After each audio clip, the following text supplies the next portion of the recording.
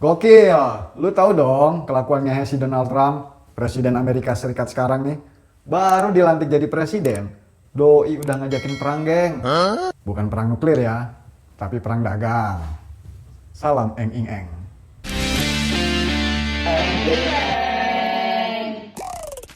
Bang bang bang. Trump resmi naikin tarif impor baru buat beberapa negara termasuk Indonesia. Singit nih orang. Bukan cuma barang udah jadi yang dinaikin, barang mentah juga dinaikin. Si Trump kayaknya pengen jadi Thanos di film Avengers yang bikin War Infinity jadi Trade War Infinity. Perang dagang yang kagak ada batas. Trump pengen Amerika tetap jadi penguasa pasar dunia, geng. Sri Mulyani nih bilang kalau tarif Trump picu persaingan global. Tidak ada lagi kawan atau lawan.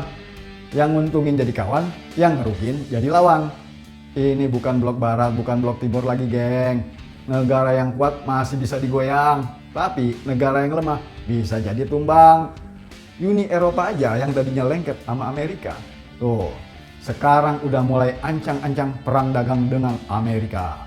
Ancaman resesi ekonomi global bukan sekedar wacana nih, geng, tapi bener kejadian.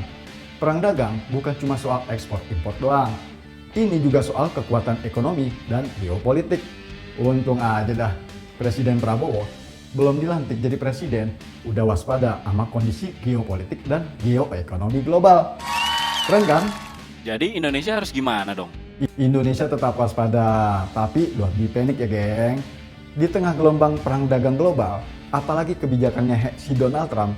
Nih, menurut Iwan Setiawan, Direktur Indonesia Political Review, Presiden Prabowo sudah prediksi perang dagang yang diluncurkan Trump. Indonesia ternyata udah ambil ancang-ancang nih, geng. Contohnya dari kebijakan hemat anggaran yang kemarin dikritik habis-habisan. Ternyata bukan cuma asal potong-memotong anggaran doang. Kebijakan itu jadi salah satu tameng buat ngadepin resesi ekonomi global yang bakalan terjadi. Bener kan? Untung aja pemerintah punya dana cadangan dari efisiensi anggaran buat bantu masyarakat lewat subsidi. Subsidi pangan, kesehatan, pendidikan, subsidi pupuk, BBM, listrik, atau bantuan sosial. Coba lu bayangin, kalau pemerintah gak siap ngadepin resesi ekonomi global, apalagi kagak ada subsidi, semua barang sampai kebutuhan pokok jadi mahal. Bisa-bisa chaos, bray. So, buat lu yang suka nyinyir, presiden cuma omong-omong doang. Nah, daripada lu nyinyir, mendingan lu pada mikir. Sekarang tindakan presiden apa, Kang? Tenang, jangan panik. Prabowo dianggap sudah membaca arah kebijakan perdagangan global. Kita masih punya banyak sumber daya alam kok.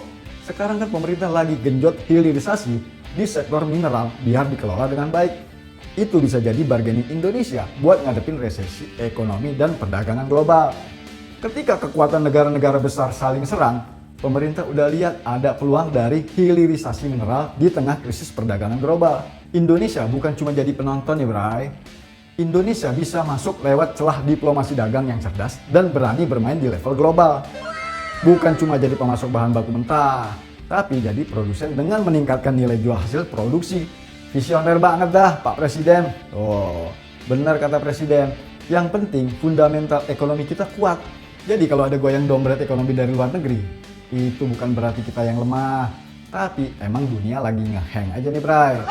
Buktinya, walaupun Indonesia tersulut resesi ekonomi dunia, harga bahan pokok selama Ramadan dan jelang Lebaran terkendali dan aman.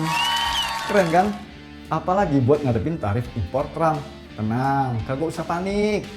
Prabowo udah siapkan 3 strategi buat ngadepin tarif impor Trump. Ada Danantara. Hubungannya sama Danantara apaan, Kang?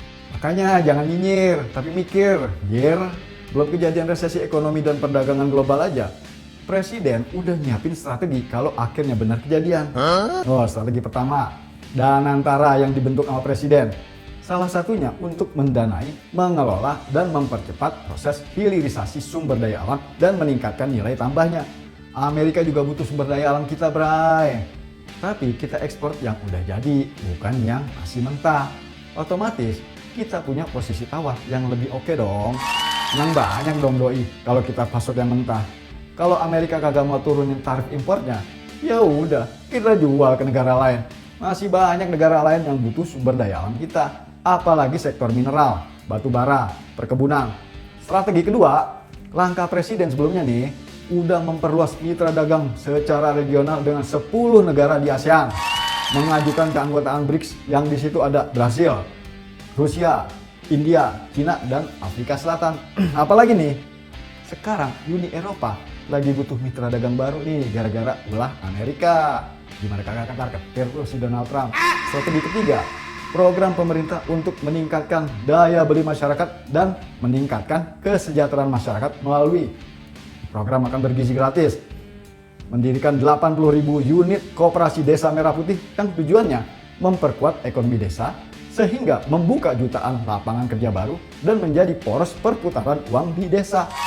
Jadi perekonomian Indonesia akan tetap tumbuh di saat dunia mengalami resesi ekonomi yang kagak menentu.